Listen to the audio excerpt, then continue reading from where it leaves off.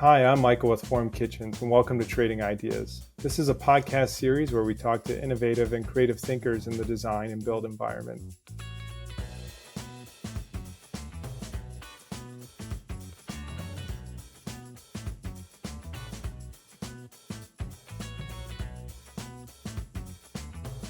Today, we are joined by Jackson Schwartz, the founder of Hennepin Made, which is a hand-blown glass lighting company based in Minneapolis. And really excited to get into this conversation today because Jackson and his team have really brought a unique lens to their customer, which has really informed their brand and business building. But before we get into all of that, I first want to say thank you for joining us, Jackson. And I would love to start with, how did this all come to be?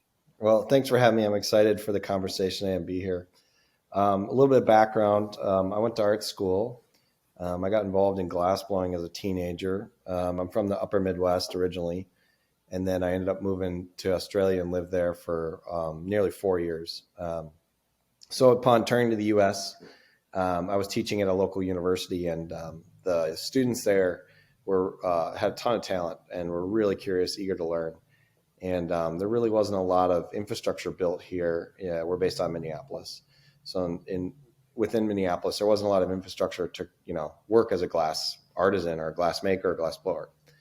And, if there's one thing that, kind of getting a humanities degree will teach you is empathy, right? Is like to try to think about, how other people, what needs they have, how they feel, and kind of like, what's your place in trying to support people, which I think ties into, where our discussion will go around customers.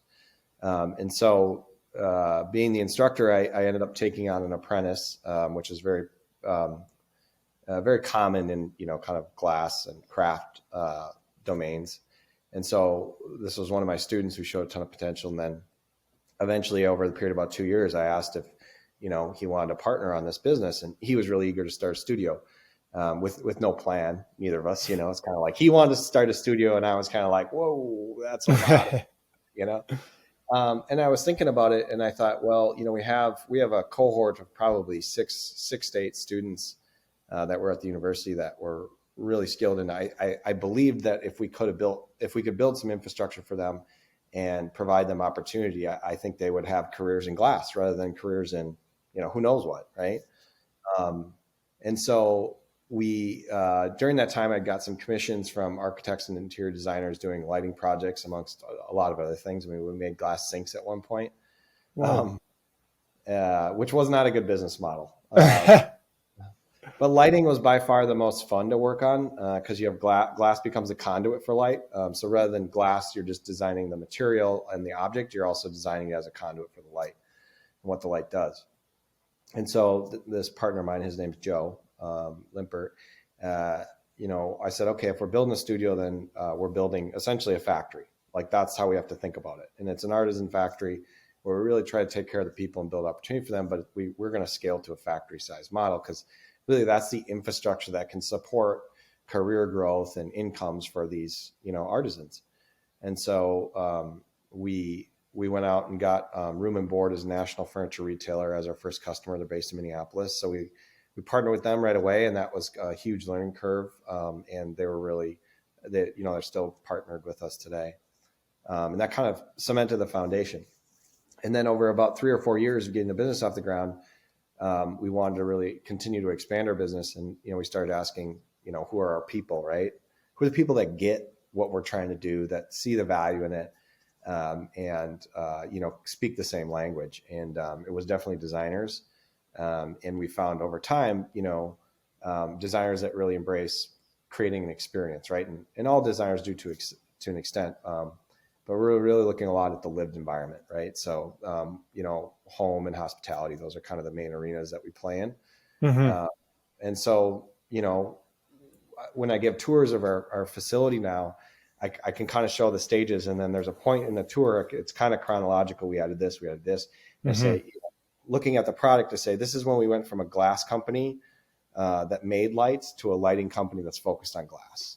So there's kind of this pivotal moment, which was about 5 or 6 years ago, that also corresponds with really creating a trade program and saying the designer is who we care about, right? Yeah. And so that was, that was an interesting period for our organization because we had a lot of people that within the organization that came from glass, but not necessarily knew the world of interiors or design. And we had to do a bit of an identity reflection exercise to say, Yeah. the future of this company is focused on designers and we serve them. And we are light makers. We make light. That's what we do. And yes, we are 100% focused on glass, but ultimately we are a lighting company. So there was sort of this moment of, kind of stepping back onto the ship, right? It's like everybody board the ship again. And so we recharged the organization, reignited around that mission. And that's been our focus ever since. I'm made of questions. Incredible journey. And I agree with you. I feel like brand building, business building is inherently an existential journey of self-discovery. And there's always this evolution and always this refinement. And frankly, you just learn about yourself as you move through things. How do you go from what seemed like this sort of almost philanthropic mission of like, I want to create opportunity for these artisans to, hey, we've got a legitimate business where Room and Board wants to partner with us? That, like, what does that even look like? Because it looked like it went from just like a humanities major doing something generous to like, I mean, Room and Board's no joke. Like, how did that happen? Yeah. So I knew that we needed a really strong client relationship with a big client to get. Glass is super expensive to make. You need a lot of equipment. Yeah. The equipment runs all the time. The furnace is cranking energy all the time. And then you need a lot of labor. I mean, one piece has like 6 or 7 people touch it throughout the production processes. And so I knew we needed this, kind of really stable client that aligned with our values. And at the time we were renting from a nonprofit, so we didn't have control over our production. So I was like, well, I can't go like knock on Room and Board's door and say, hey, look, you want to like sell some of these wares, or whatever? Yeah. Cool. How are you going to make them? Yeah. We rent from this nonprofit that we don't control any of the aspects of consistency or availability. So it was a bit of a leap of faith of like build the studio. And then I believed that we could create a compelling proposition to Room and Board. And we had met this friend of ours who was a mathematician, and kind of analyst, statistician, kind of, and then he did leather work on the side, and he was in this huge warehouse with us. And, before I even knew who Room and Board was, he's like, well, you should really meet my friend who owns a steel company called Bell Manufacturing. They do all this work with this company, Room and Board. And so I want to get you guys connected. So I went and toured the steel manufacturing facility, and I was like, wow, this is really cool. There's like 30 people welding up table frames, sanding them. And I was like, this is awesome. Look at all these people making stuff.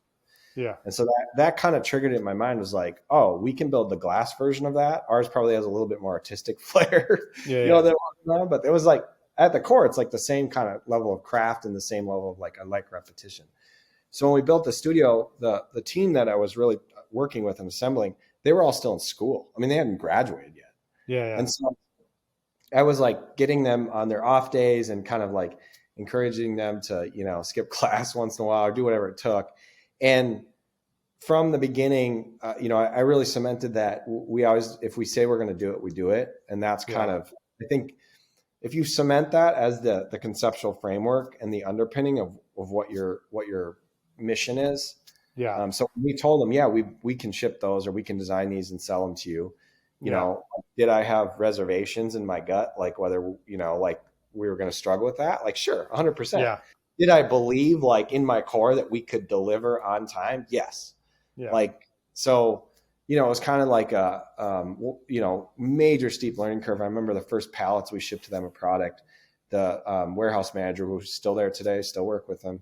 He calls me on my phone and he's like, yeah, we can't use any of this the way it's packed right now.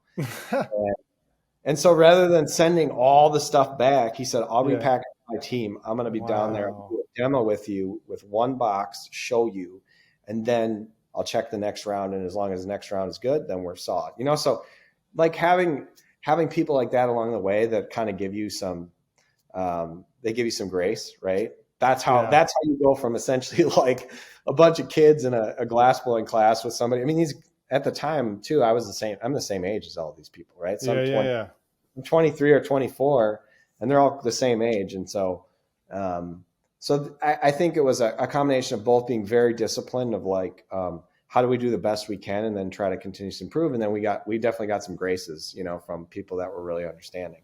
It's always wild when you look back and realize those moments of serendipity are just the good fortunes that enter the journey and help you along. It also sounds like a Wes Anderson movie. You're this globe-trotting humanities major. You got these like artisan students. You bring in a mathematician and you launch this like glass company. I mean, it's just a wild story. It was pretty wild. I mean, like, the other chapter I skipped over that was a very brief chapter was that in between the time we built the studio and we got the first, POs for room and board, Yeah. we had to pay the monthly overhead. And so we would throw these keg parties essentially. Oh my gosh.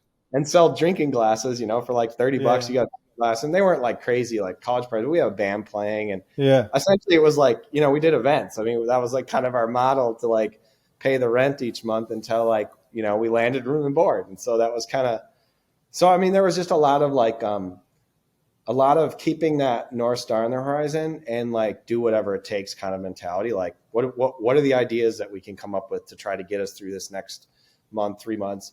We got a small business grant one month that I remember like allowed us to pay our utility bill and our rent. It was just like it just landed the month that I was just like, oh my God, we have no money left.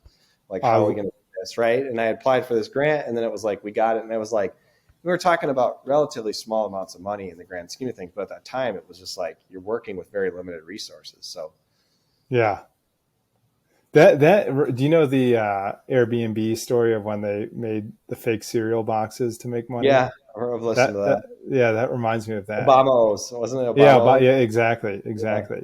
Well, I think that's one thing I want to hang on before we kind of pivot to this customer discussion. But I think it's so essential when you're getting something off the ground to put that forward tension in the business and then kind of force yourself to figure it out, right? Like in no way were you probably really ready to take on room and board, right? But it forces you to think about what do we have to professionalize? What do we have to up level? And then you've got a lit fuse that you have no choice but to work against, right? Or work toward, I guess, in this case. I would love to understand, like, what did that room and board relationship, what did that reveal to you all about your business and what you needed to do to move it forward? Well, create systems was the number one thing, that was like immediately evident, right? So it was like, we're a bunch of artists, so it was like all of a sudden it's like we gotta have like barcodes on the product, like like what? Yeah. So just stuff like that, where it's just like all these systems all of a sudden need to be in place, and I was like, okay, where am I? Like I source a piece of hardware, and then it's like, okay, if we now have 15 pieces of hardware for lighting components, like where do these go? How do we know when to reorder so we don't run out? Like all these kind of like just rudimentary systems. And like you said, it's like, you kind of have this like pull up or whatever that you're doing, and you have to get your chin up to the bar. Yeah. And it's like you keep up leveling, and then so you get it good enough on your way up, and then you go, okay, once I get up to the bar, that thing needs to get circled back on and up leveled again, right? Yeah. So there's constantly this like machine of like pulling yourself up, and then whatever cog or whatever component is the lowest, meaning the weakest link, you go, hey, that was strong enough 6 months ago. Now it's the weakest part of it. We got to then put more time and energy back into that to get it back up to the top. And then by the time you do that takes 3 months to get that project done. Then you got something else down here. And then it's like, okay, now that one, right? And then that one gets up leveled. And so you're constantly in that system over and over and over again. And that really is the journey of professionalizing the business. And, ultimately at the end of the day, like what you're evaluating is like, did we keep our promise? I talk about that a lot now. That's the language I use.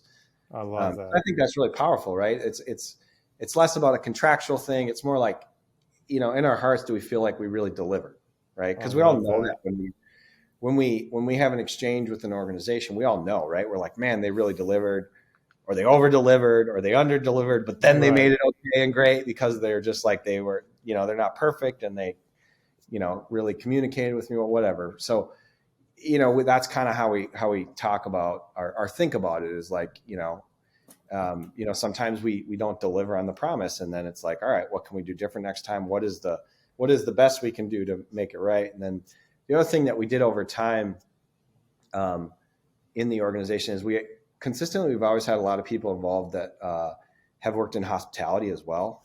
Yes.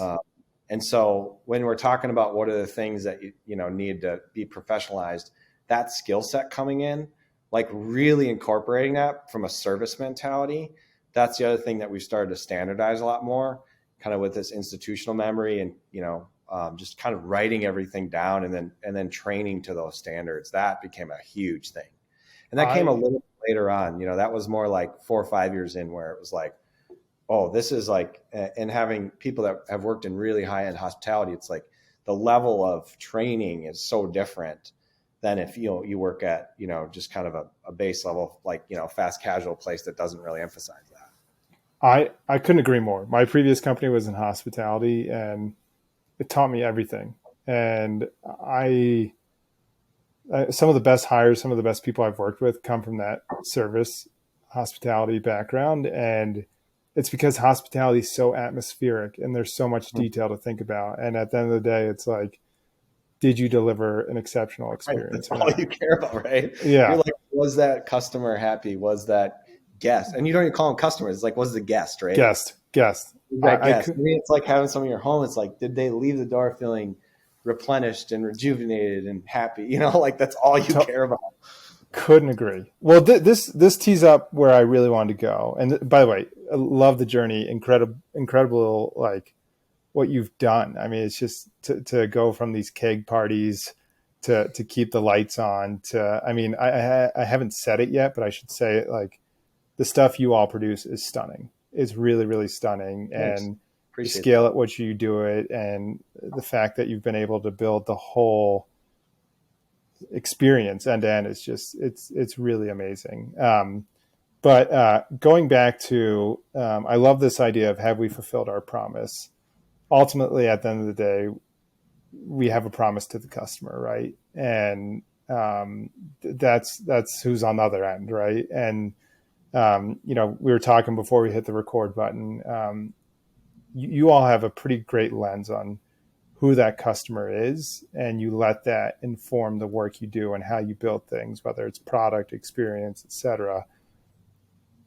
Intentionally open-ended. Can you tell me about that philosophy? Can you tell me about that mindset? How does that influence the business and how your team moves relative to that promise to the customer? Yeah, I mean, I would say it's always evolving, and we're always trying to get to a more mature version of it. Sure. Essentially, it's a never-ending journey. Yeah, we can be, as sort of abstract and philosophical as we want. We have a lot of those discussions, and then it's like then it comes back to like, where are we right now, right? Mm-hmm. And what we talk about is, like perfect is the enemy of good or great, right? Yeah. And so with that though, you never just like want to be satisfied and be like, we're good, it's like we're striving, right? We're proud of what we're trying to accomplish, but then it's like, how are we constantly improving? And so when we think about, in our business, predominantly servicing designers, trade in our industry, we call it trade, right?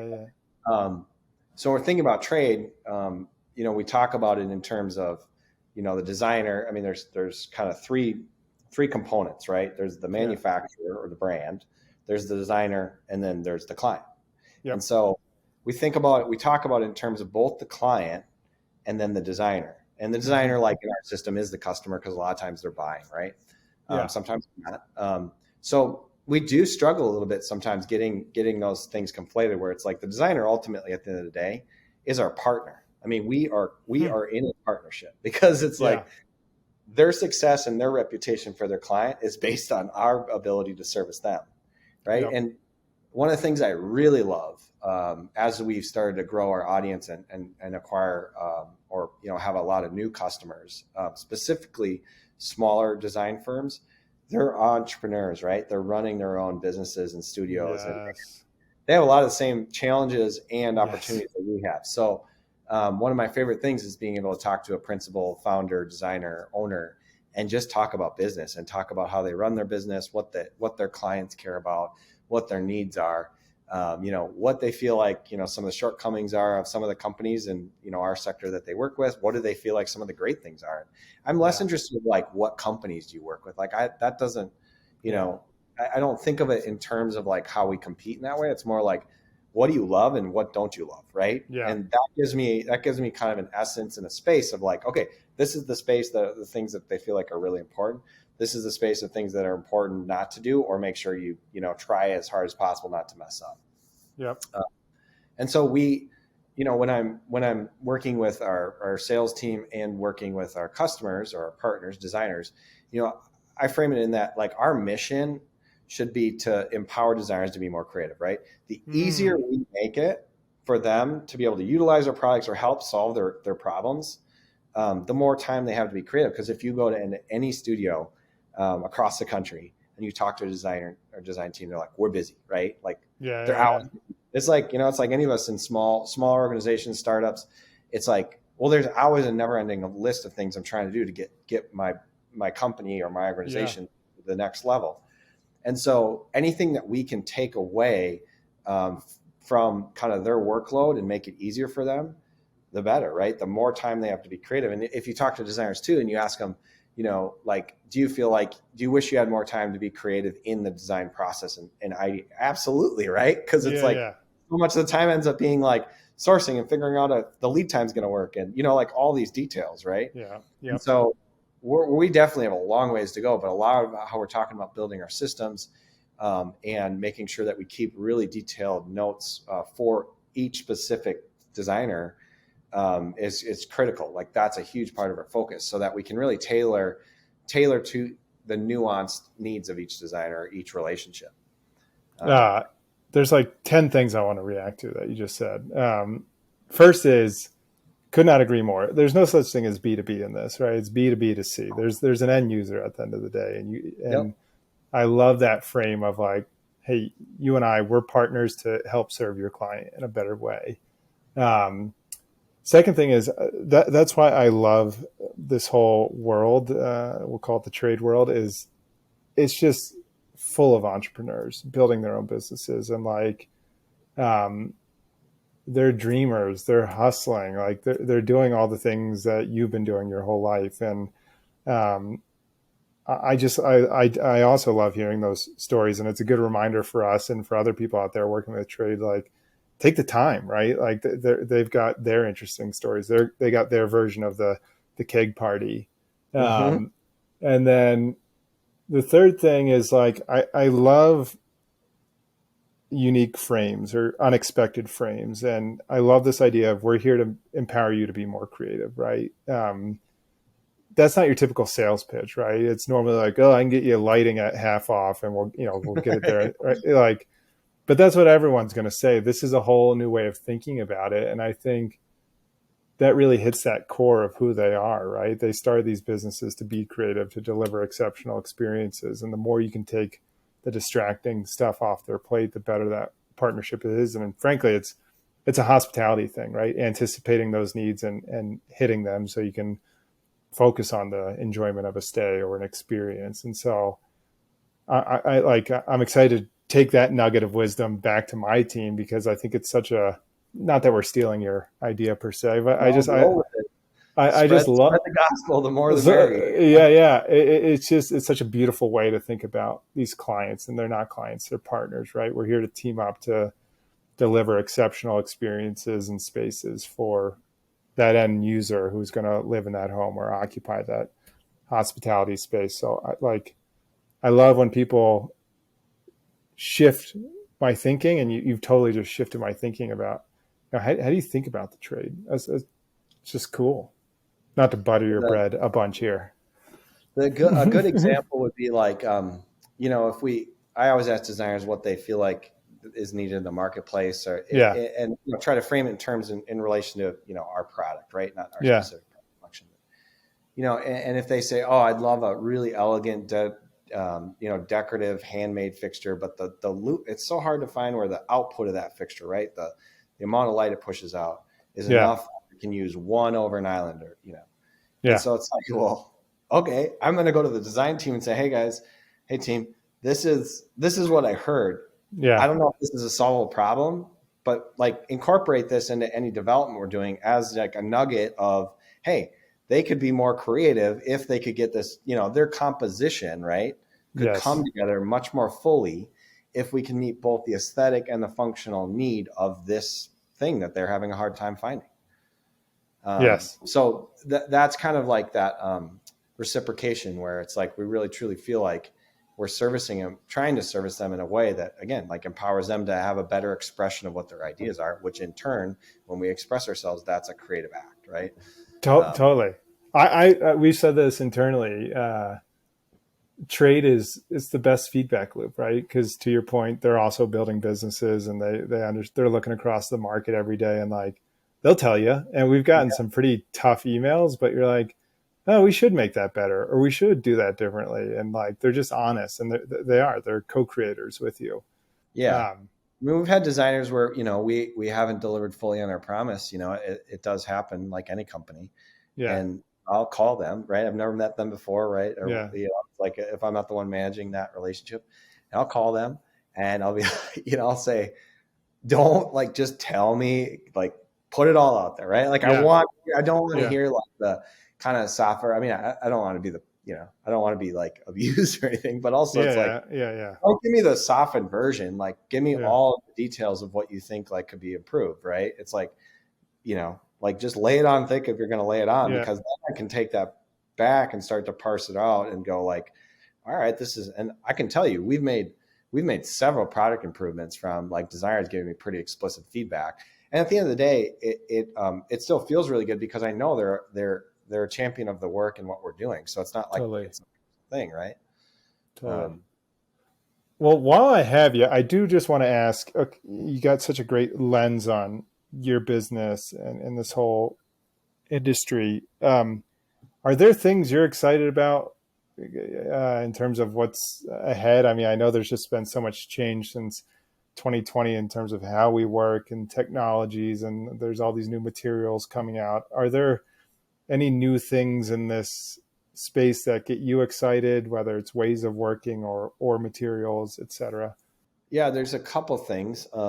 One, I think we're right at the very beginning, and we're probably 10 years in for LED technology to be really viable in a lot of different ways, right? And just I would say the last like 2 to 3 years, it's starting to become, you're hitting that sort of curve where the refinement's starting to happen. Yeah. So as the refinement happens, then what will happen is you'll start to get way more options for the light sources that you can manipulate. And the trade-off with LED lighting is always the lumen output versus the scale and composition of what the fixture can be. And we're talking decorative, right? Like you want a piece of art basically hanging over your kitchen island or your dining table. Yep. And so the trade-off is kind of always like, how can we get enough lumen output that isn't glary or hot spot, and a small enough footprint of what that light source or light engine is. And so that's just starting to happen. And I think it's going to open up a ton of new ways to be able to imagine how material can be brought to, light, or different materials. So for us, that's a really exciting thing, with different LED strips and integrated LEDs that I think will open up a lot of possibility. Cool. And we're right at the very beginning of that. And light diffusion, with the ability to really diffuse light or soften light, a lot of times in really kind of high-end architecture, more in the like commercial environment where they have uplighting or they have ceiling panels, and it's just like you feel like you're in this like kind of meditative space, or something like a James Turrell piece. I think a lot of that type of technology is now becoming readily available for manufacturers like ourselves, where we can get such pure and consistent light diffusion that it has your body has a different reaction to that. Then turning on you flick on the lights and it's like, all right, the lights are on. There's just and I think for us, what's so exciting is if you have the marriage of technology and you have the marriage of craft and technology together, that's where we feel like there's some real poetry. And it kind of, for us, it does like on a more of a philosophical sense, it mirrors kind of like where our society is at, right? We're having this great technological advancement happen, right? With all types of tech. It's Yeah. just crazy, right? It's so emerging. And then we're still like kind of trying to figure out like, how do we still bring the humanity with it, right? What are the Yeah. areas of life where we still get to bring the humanity and hold on to that so that we feel connected to one another, connected to space, have meaning. Not that technology can't interface, Yeah. but to us, that's like, a really exciting territory for us to be exploring in. And we're investing a lot of resources in now on the engineering side and R&D besides just with glass. Love it. Love it. Well, I really do appreciate you taking the time. It's one of these interviews where I'm like, I want to keep going, but I also want to like end it and get back to my team and go, hey, we need to focus on these three things. Yeah. It's, I love the wisdom you brought to the table and the insight. Um, how can, a lot of people in the trade, listen to these? What's the best way to get in touch with Hennepin Made or you? What's the best way to get in touch? The best way to, I think, get in touch with our organization is our Yeah. website, hennepinmade.com. From Great. there, there's a trade sign up. You can also see our products, and then Instagram is really our go-to as far as communicating, right? What's happening more on the daily, weekly. So you can follow us on Instagram. If anybody wants to reach out to me directly, my email is Jackson, just my first name, Jackson at hennepinmade.com. And people can connect with me directly. Awesome. I'm always available. So, well, I truly appreciate you taking the time. It's incredible what you've built, and candidly, I hadn't heard the whole story. I didn't realize all the twists and turns along the way, and really appreciate you sharing your insights. And I'll say it again, your stuff is just stunning. So people go check it out. It's great stuff. Thanks for having me. It's been a pleasure to connect.